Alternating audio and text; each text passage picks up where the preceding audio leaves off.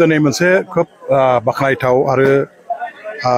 गोजोनथाव मोनसे हाबाफारि जोंनि दतमा ब्लक बिपिएफनिफ्राय लानायखौ नुनो मोनदों। दतमा ब्लक बिपिएफआ सा खन्दथिं थानाय दतमा समस्तिनि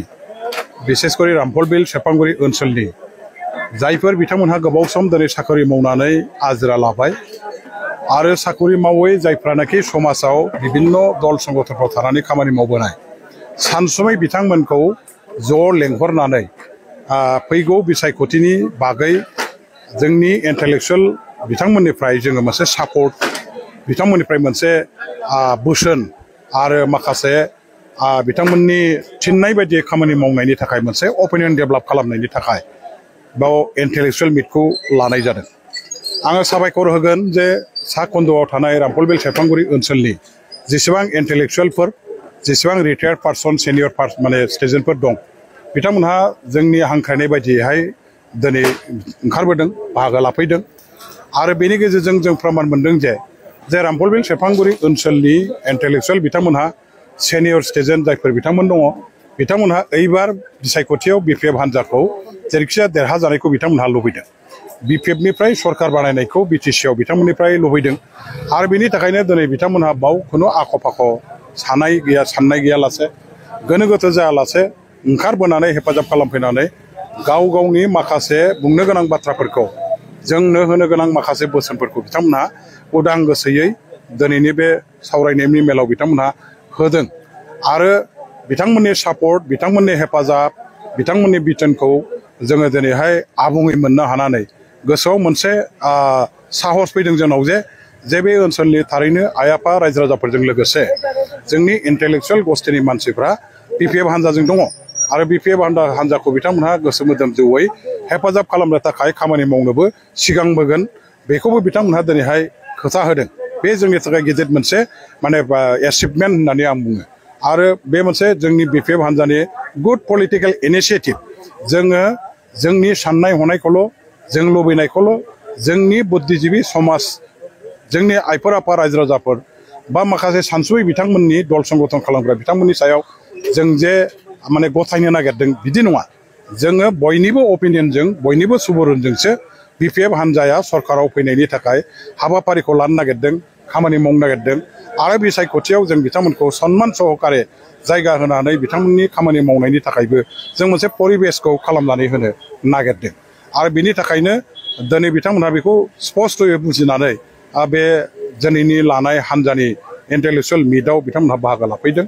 जोंनिफ्राय दिनैनिफ्राय क्लियार जों बेखौ मिथिनो मोनबाय जे इन्टेलेक्चुवेलफ्रा गाबोन समफोरनिफ्राय जोंनि बिपिएफ हान्जानि जानानै खामानि मावसिगोन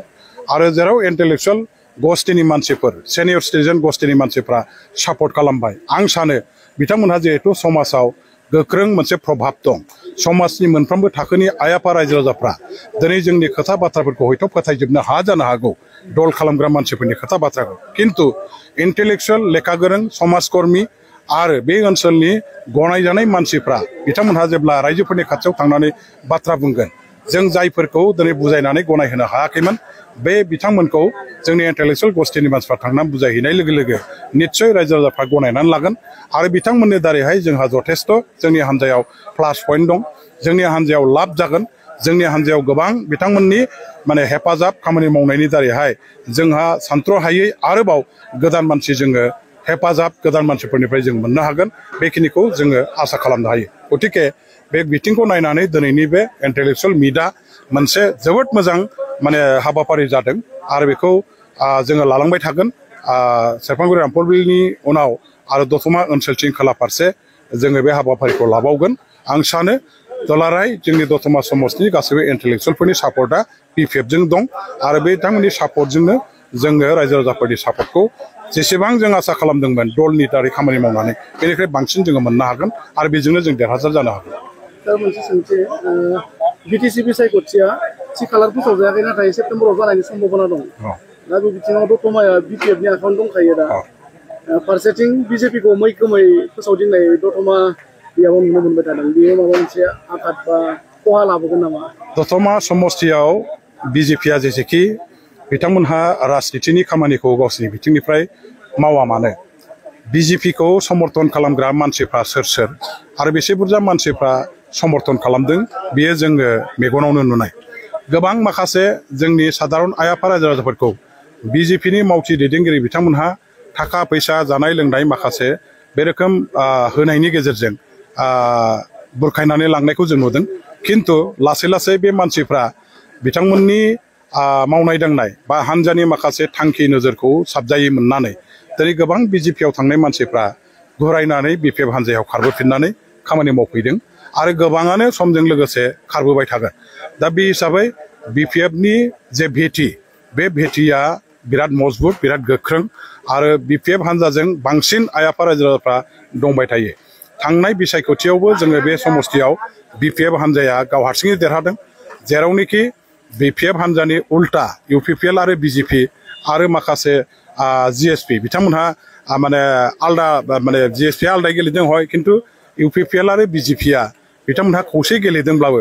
जोंनि तुलनायाव भटखौ बिथांमोनहा खमसिन मोनदों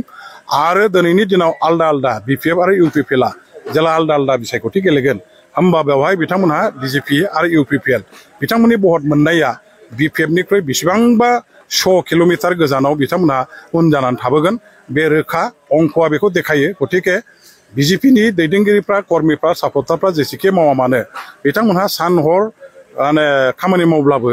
देरहानायनि जेबो बहत बिथांमोननि आखायाव गैया देरहानायनि बहतआ बिपिएफजों दं रायजो राजाफोरजों दं गतिके जोङो दिनैनि दिनाव खुनु हानजाखौ बिदि गिनानै बा खुनु हानजाखौ बिदि माने बिथांमोननि गोहोखौ जोङो साननानै गिनांगौ जाहा जेबो गैया जोंनि बिपिएफ हानजायानो गोख्रोंसिन हानजा आरो रायजो राजाफोर जेराव दं बेवहाय देरहानाया दं